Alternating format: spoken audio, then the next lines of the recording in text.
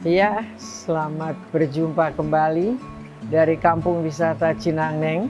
Di siang hari ini, saya ingin bercerita betapa pentingnya petugas-petugas atau pekerja dari Kampung Wisata Cinangneng untuk tempat ini. Pertama, mereka memang adalah penduduk asli masyarakat setempat yang mungkin pernah punya cita-cita untuk bekerja di suatu tempat usaha pariwisata. Tetapi mengingat Kampung Wisata Cinangneng ini sebelum kami mengawali tempat ini yaitu tahun 2000, tidak ada yang mengenal dan juga tidak ada yang mengetahui apa yang ingin kita tampilkan di sini. Jadi selain kami harus menampilkan hal-hal dari pedesaan, dari masyarakat, kami juga mengawali dengan menerima tenaga-tenaga kerja yang memang tertarik untuk bekerja di sini dengan menjalankan pendidikan.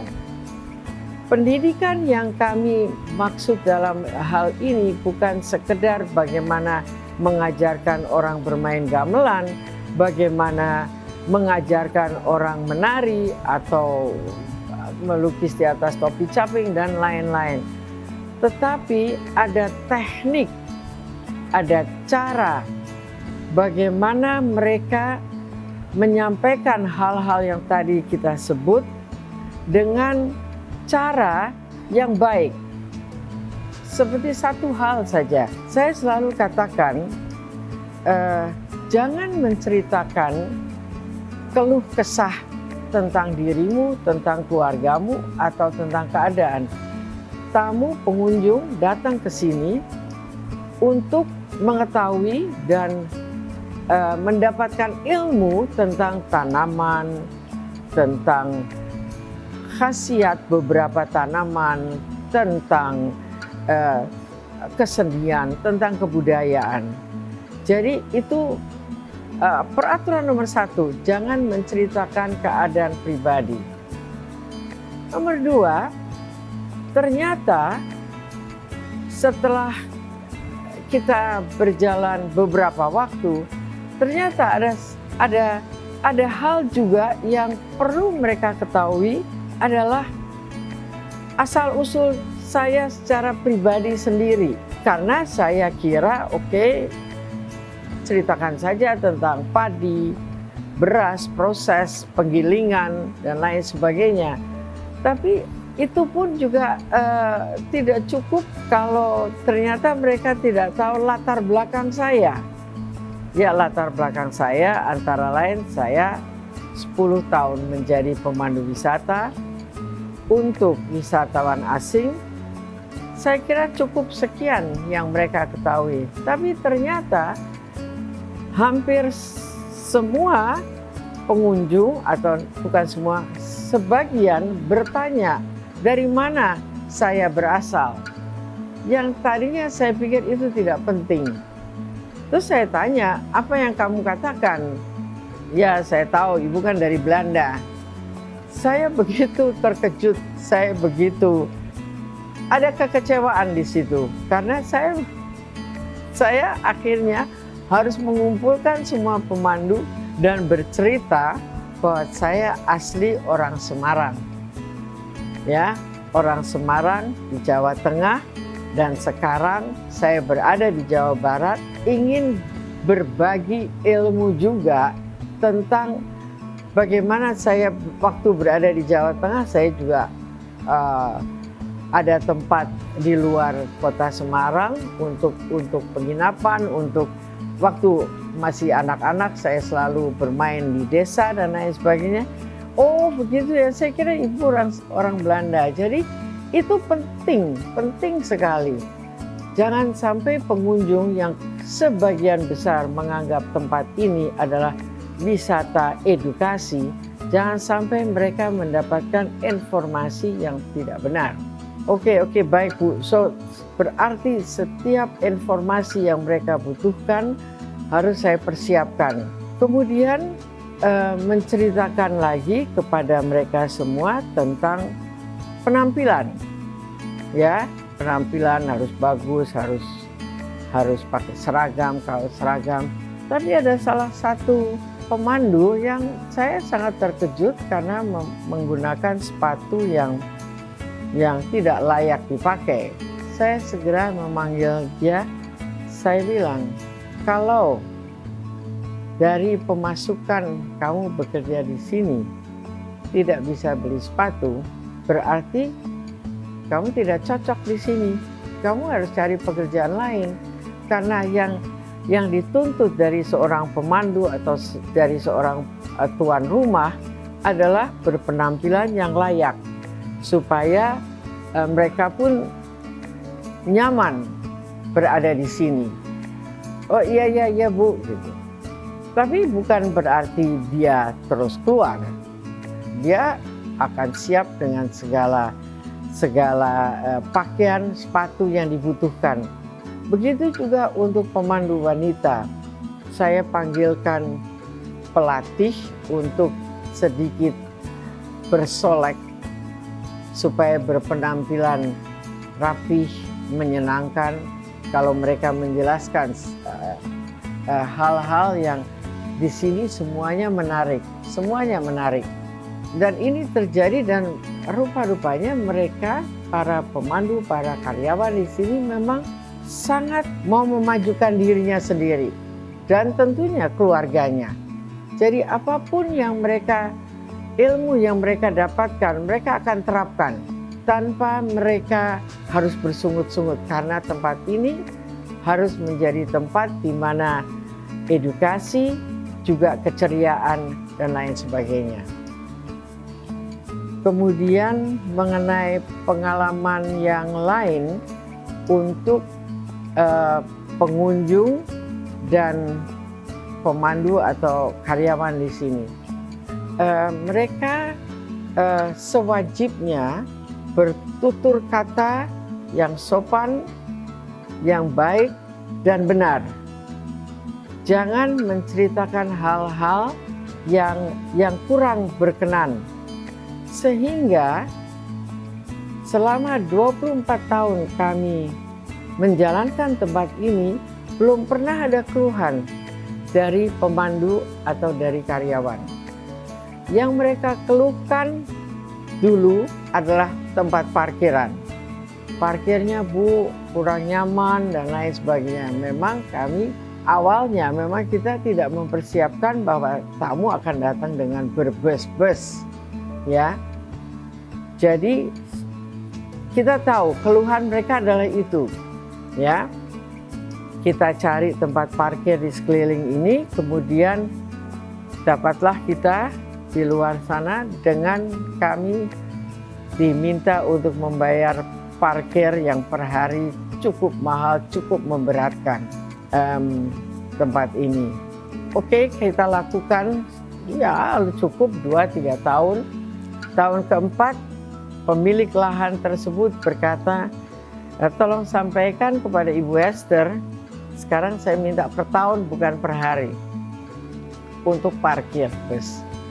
Baik, saya katakan, tapi berarti saya harus usahakan sekali dalam 1 tahun untuk mendapatkan lahan yang layak untuk bus-bus parkir. Tapi 1 tahun berlalu begitu cepat dan saya tidak mendapatkan parkiran sama sekali. Kemudian mungkin kurang 1 bulan saya dengar pemilik dari lahan parkir itu minta pembayaran untuk 2 tahun, kontrak 2 tahun. Wow. Terus terang kami akan sangat kesulitan karena terlalu mahal dan lain sebagainya. Terus saya katakan, bagaimana kalau saya bayar dulu setahun, mau aja kontrak 2 tahun, tapi saya bayar dulu setahun, tahun kedua nanti saya bayar lagi. Enggak mau, hanya mau 2 tahun. Di saat-saat terakhir sebelum kontrak kita dengan parkiran habis, saat-saat terakhir, bukan pada saat habis ya, pasti saat-saat terakhir saya masih harus punya waktu untuk berbuat sesuatu agar kita bisa mencari tempat parkir yang layak untuk bus-bus. Di saat-saat terakhir suami saya dapat telepon dari seseorang yang tak dikenal dan hanya berkata, "Pak, saya ada lahan parkir tidak jauh dari kampung wisata Cinangneng. Saya mau jual, tapi saya bukan orang Cinangneng." Oh, baik. Terjadilah percakapan dan kami langsung melihat di mana lokasinya. Ternyata hanya 3 kafling dari sini ada lahan luas untuk parkir bus. Kami lihat, kami setuju, kami bertransaksi mungkin dalam waktu 2 minggu. Dalam 2 minggu, 2-3 minggu untuk diperkeras dan lain sebagainya, kami dapat menggunakan tempat parkiran itu untuk parkir beberapa bus. Karena kalau itu tidak terjadi, kita akan melepas lahan kita sendiri untuk bus. Dari depan sampai ke dalam mungkin 6-7 bus juga cukup. Tapi setelah deal, setelah semua kita perbaiki dan lain sebagainya, saya pamit sama Bapak yang punya parkiran sebelumnya. "Pak, kami sudah punya tempat parkir. Pasti yang ada adalah penyesalan karena kita nggak bisa bekerja sama lagi." Dan itu luar biasa langkah yang cukup jauh. Kita sekian tahun hanya nyewa lahan untuk parkir dan sekarang punya sendiri. Begitu banyak cerita yang kita alami di sini dengan situasi, dengan kondisi, dengan pengawalan bus dan lain sebagainya. Karena tempat kami ini dari jalan besar ada 700 meter ke dalam, jadi cukup sulit untuk bus-bus untuk bermanuver. Tapi kerjasama kita dengan penduduk juga, mereka mengawali bus-bus sampai ke tempat parkiran. Suatu hari ada juga salah satu karyawan yang mengundurkan diri. Dia cukup senior di sini, mengundurkan diri karena dapat berita. Saya tidak tahu jauh dari sini atau tidak, tapi yang jelas tidak terlalu jauh dari sini ada penambangan emas, terutama penambangan emas liar yang tanpa izin dan lain-lain. Dia pamit dan dia menyampaikan kepada kita semua bahwa saya sekarang mau menambang emas aja, yang pastinya yang saya dapatkan untuk kehidupan keluarga saya lebih banyak. Kalau saya dapat emas 1 hari bisa saya jual, di sini mungkin gaji 1 bulan. Oh, silahkan. Dengan senang hati saya jadi dapat berita, oh dekat sini ada emas ya gitu. Tapi kalau penambangan yang tidak resmi itu banyak sekali bahayanya. Ya, pada saat hujan, longsor dan lain sebagainya itu pasti tersendat. Tapi kan kita katakan silahkan, kita wish you all the luck. Nggak lama kemudian orang ini mau kembali lagi bekerja di kita karena untuk menambang emas itu terlalu bahaya. Untuk jiwanya dia sendiri itu bahaya karena mencapai di situ. Mungkin dia hanya dapat berita, kalau emas di situ, wah bisa langsung dijual. Tapi saya lumayan dapat kabar bahwa nggak jauh dari sini ada tambang emas gitu ya. Kalau nggak salah nggak terlalu jauh.